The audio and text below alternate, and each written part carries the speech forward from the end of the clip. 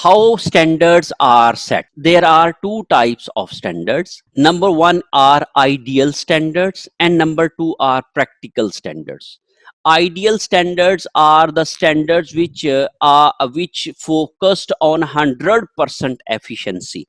जो हम ये समझते हैं कि 100% एफिशिएंसी के ऊपर जो काम हो सकता है उसको जब हम स्टैंडर्डाइज करते हैं या उसको जब हम स्टैंडर्ड की सूरत में लिखते हैं तो उसको हम आइडियल स्टैंडर्ड कहते हैं।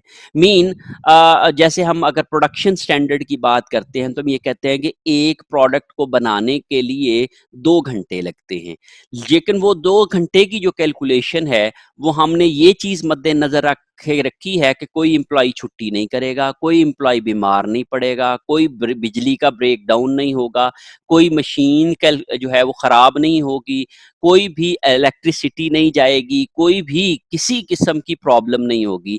जब वो 100% पीक एफिशिएंसी के ऊपर देख के हम लोग कोई भी स्टैंडर्ड बनाते हैं, पर यूनिट जो कॉस्ट कैलकुलेट करते हैं या पर यूनिट जो टाइम की कैलकुलेशंस करते हैं या पर यूनिट जो यूजेज ऑफ मटेरियल की कैलकुलेशंस करते हैं, वो अगर हम लोग 100% के ऊपर फोकस करके करते हैं कि there would be no problem in any area, तो उस स्टैंडर्ड को हम लोग आइडियल स्टैंडर्ड बोलते हैं। तो we should we use ideal standard that require employees to work at 100% peak efficiency, जो कि एम्प्लॉइज को 100% एफिशिएंसी के ऊपर काम करने के लिए जो हम लोग जो स्टैंडर्ड्स बनाते हैं उसको हम लोग आइडियल स्टैंडर्ड्स बोलते हैं। So ideal standards are the standards which are set on 100% peak efficiency. When the standards are set on 100% peak efficiency, those standards are called ideal standards. I recommend using practical standards. Practical standards are the standards that are currently attainable with the reasonable and efficient effort. The standards or the time or the quantities or the costs which can be achieved, which can be attained with the reasonable and efficient effort of employees, जो कि एक reasonable और efficient effort के नतीजे में जो हम लोग अटेन कर सकते हैं, जो कि करंटली अटेनेबल हो सकते हैं, उन स्टैंडर्ड्स को हम लोग प्रैक्टिकल स्टैंडर्ड्स या नॉर्मल स्टैंडर्ड्स बोलते हैं। ये जो आइडियल स्टैंडर्ड्स होते हैं ये आप समझ ले थ्योरेटिकल स्टैंडर्ड्स होते हैं, एंड ये जो होते हैं ये प्रैक्टिकल स्टैंडर्ड्स होते हैं। वो हम लोग उन तमाम चीज़ों को कंसिडर करके स्टैंडर्ड बनाते हैं कि जो कि हमारे अचीवेबल हो सकते हैं। 100% अचीव नहीं हो सकता, 100% आइडियल होते हैं और ideal can not be achieved. वो उस सूरत में हो सकते हैं जब हम लोग हर चीज को अपने आइडियल के मुताबिक ही सेट करते हैं, लेकिन जब हम लोग उनको रीजनेबल अमाउंट्स के साथ, रीजनेबल एफर्ट एंड एफिशिएंसी के साथ सेट करते हैं कि जो कि हम समझते हैं कि ये एक रीजनेबल एफर्ट करेंगे तो ये अचीव हो सकते हैं, तो उनको हम लोग क्या कह सकते हैं, प्रैक्टिकल स्टैंडर्ड्स कहते हैं। आइडियल स्टैंडर्ड्स को हम थ्योरेटिकल स्टैंडर्ड्स भी कहते हैं और प्रैक्टिकल स्टैंडर्ड्स को हम लोग नॉर्मल स्टैंडर्ड्स भी कहते हैं। So these are normal standards and these are ideal standards. ये अटेनेबल स्टैंडर्ड्स होते हैं और ये अटेनेबल स्टैंडर्ड्स नहीं होते हैं क्योंकि ये 100% पीक एफिशिएंसी के ऊपर सेट किए जाते हैं। There are two types of, you may say, quantity and price standards. Quantity and price standards are determined separately for two reasons. दो reasons हम इसलिए दो अलग-अलग स्टैंडर्ड बनाते हैं। जो अभी तक हम बात कर रहे थे कि हम प्राइस का स्टैंडर्ड अलग बनाते हैं और क्वांटिटी का स्टैंडर्ड अलग बनाते हैं, बिकॉज हमने रिस्पॉन्सिबिलिटी सेट करना होती है कि who is responsible for which variations और विच कॉस्ट ऑब्जेक्टिव जो हम अचीव नहीं कर पाए हैं उसका रिस्पॉन्सिबल कौन है। तो रिस्पॉन्सिबिलिटी, जैसे हमने कहा ना, स्टैंडर्ड कॉस्टिंग को हम यूज करके रिस्पॉन्सिबिलिटी अकाउंटिंग को क्या कर सकते हैं, अप्लाई कर सकते हैं। So for the application of responsibility accounting we have to set the responsibility of any person. तो वो कौन रिस्पॉन्सिबल है उस चीज के लिए, उसकी रिस्पॉन्सिबिलिटी को डिफाइन करने के लिए, सेट करने के लिए हमें प्राइस का पोर्शन अलहदा करना पड़ता है और क्वांटिटी का पोर्शन अलहदा करना पड़ता है। अगर हम एग्जांपल ले लेते हैं मटेरियल्स की। तो मटेरियल्स अगर हम कॉस्ट, ओवरऑल मटेरियल हम कॉस्ट कहते हैं होनी थी 100 रुपया, हुई 105 रुपए। वो जो 5 रुपए कॉस्ट ज्यादा आई है वो किसकी वजह से आई है? Who is responsible for that 5 more cost? तो हम दो बंदों को कैसे, हमने जाके प्रोडक्शन मैनेजर से कहा कि भाई बताएं कि आपने मटेरियल की कॉस्ट ज्यादा क्यों लगाई है, आपने मटेरियल क्यों ज्यादा खर्च किया है? तो उसने कहा जी कि मैंने तो मटेरियल ज्यादा खर्च नहीं किया है, हाँ ये वजह हो सकती है कि मटेरियल महंगा खरीदा गया हो। सो हमें जो मटेरियल की महंगा खरीदे जाने की जो क्वेश्चन है उसका जवाब ढूंढने के लिए उसकी प्राइस के ऊपर फोकस करना पड़ेगा। So we need price standard. और दूसरी सिचुएशन क्या है कि क्या मटेरियल जो 2 kg इस्तेमाल होना था, क्या वो 2 से ज्यादा इस्तेमाल हुआ है कि कम हुआ है? तो इसके लिए हमें फिर क्वांटिटी स्टैंडर्ड्स बनाना पड़ेगा। Because purchase is the responsibility, or material arrangement of materials is the responsibility of procurement department or purchase department, and the price is the responsibility of purchase department. अगर मटेरियल महंगा खरीदता है तो वो हम question purchase department से करेंगे, और अगर मटेरियल ज्यादा इस्तेमाल हो रहा है तो वो हम क्वेश्चन जो है वो प्रोडक्शन डिपार्टमेंट से करेंगे।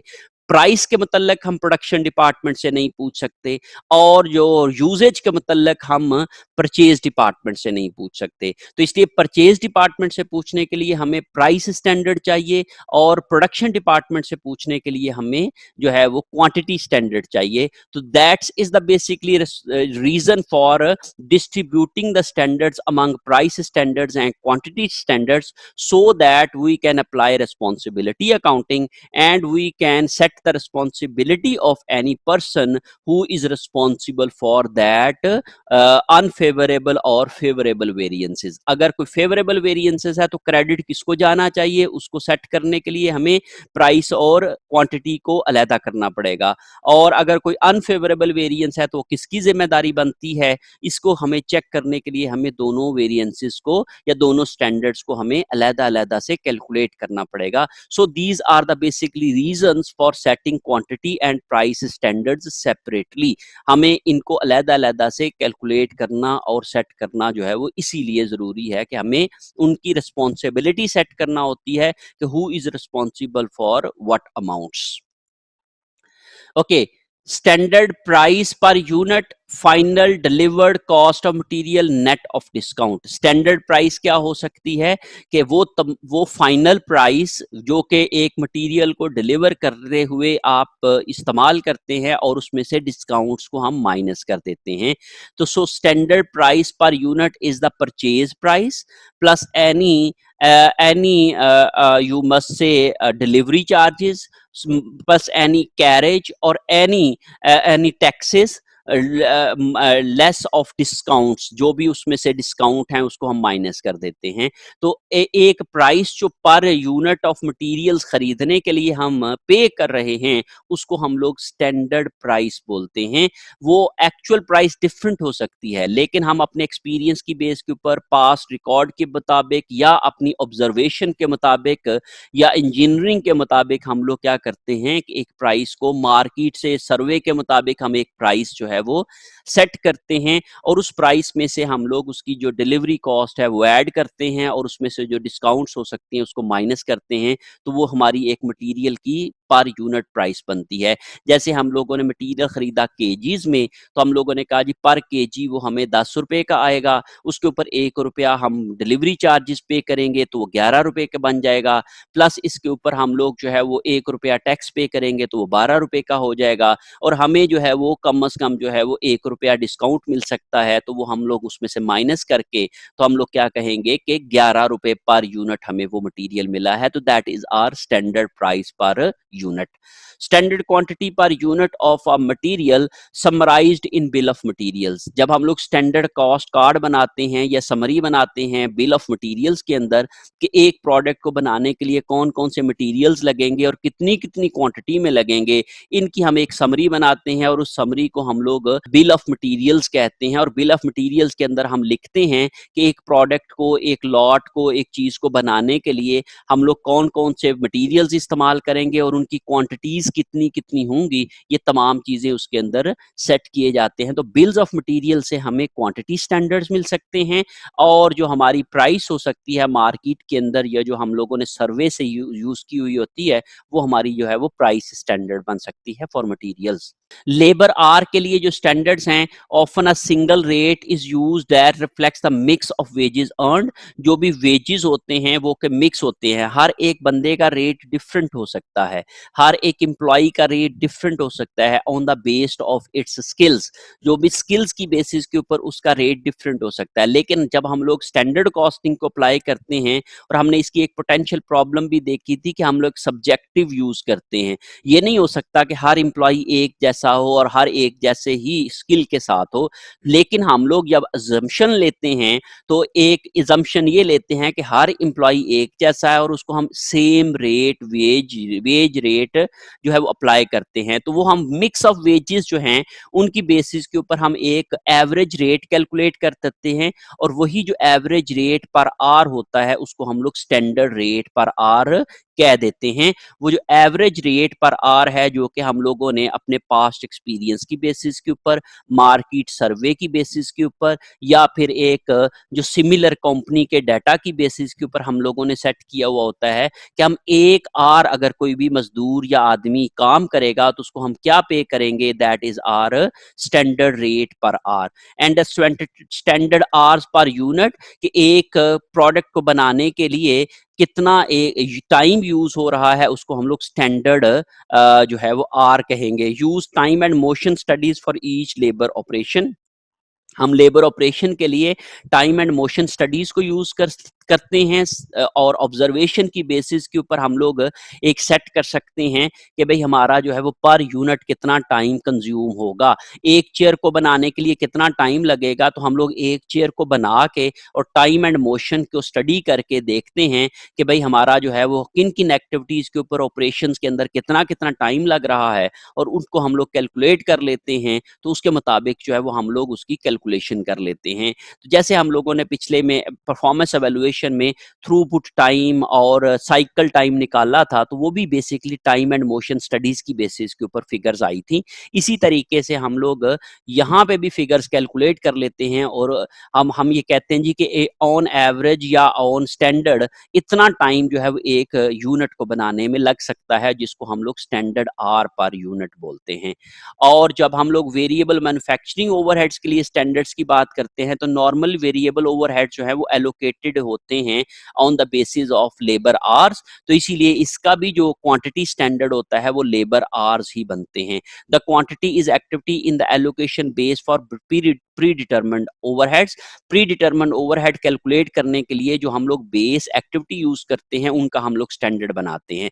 जैसे अगर हमने मशीन आवर्स यूज किए हैं, तो एक मशीन के ऊपर कितने टाइम लग रहा है एक प्रोडक्ट को बनाने के लिए टाइम एंड मोशन स्टडीज के मुताबिक, तो वो हम लोग सेट कर लेते हैं।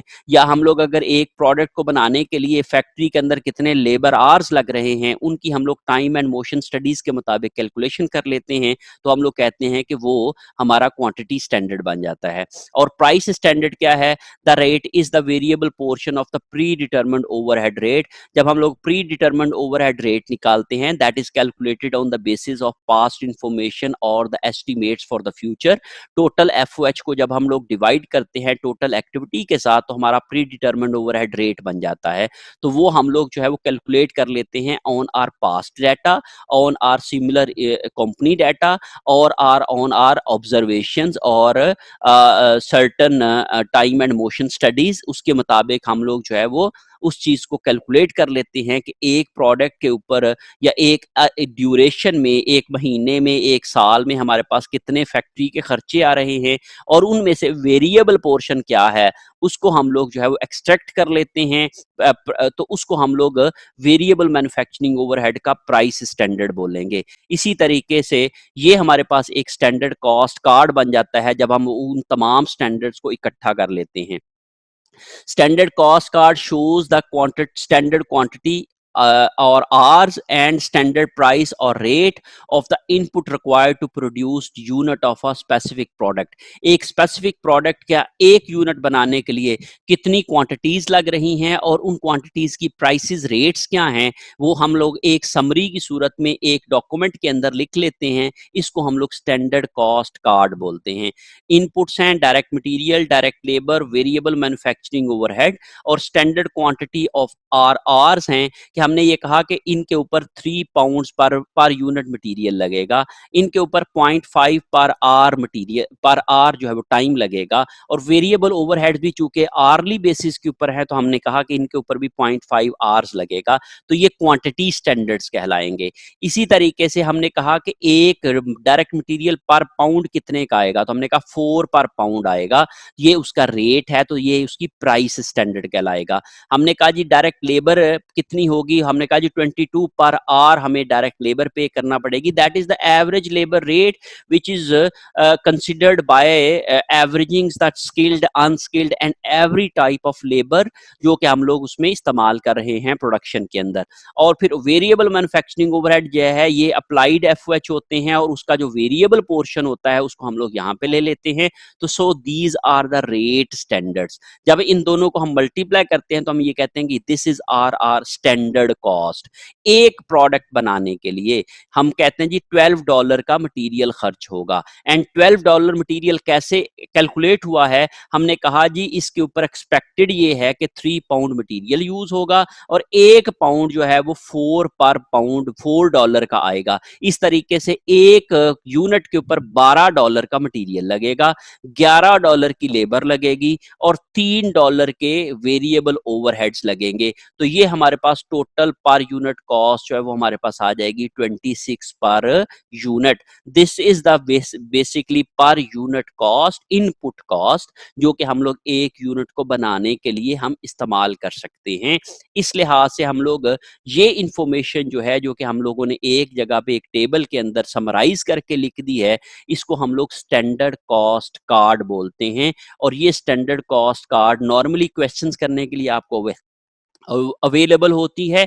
और जब आप लोग प्रैक्टिकली काम कर रहे होते हैं तो आपको हर एक मैनेजमेंट अकाउंटेंट को जो कि एक परफॉर्मेंस एवेल्युएशन के ऊपर फोकस कर रहा होता है या बजट बना रहा होता है, तो उसको ये वाला स्टैंडर्ड कॉस्ट कार्ड बनाना चाहिए, क्योंकि standard cost card is the basis for planning and budgeting. Budgeting और प्लानिंग इसी की बेसिस के ऊपर होती है, यही इंफॉर्मेशन हम यूज करते हैं for preparing our budgets. And यही इंफॉर्मेशन जो होती है इसी को ही हम यूज करके फिर बाद में हम अपने स्टैंडर्ड कॉस्ट वेरिएंस एनालिसिस को इस्तेमाल करते हैं ताकि हम अपनी परफॉर्मेंस को क्या कर सके, कैलकुलेट कर सके और जज कर सके। तो ये स्टैंडर्ड्स किन किन एरियाज में हो सकते हैं ये मैंने आपको बताया, और प्लस इसके अलावा उनको हम सेट कैसे कर सकते हैं, कहाँ से वो इंफॉर्मेशन हासिल कर सकते हैं, ये मैंने डिस्कस करने की कोशिश की है।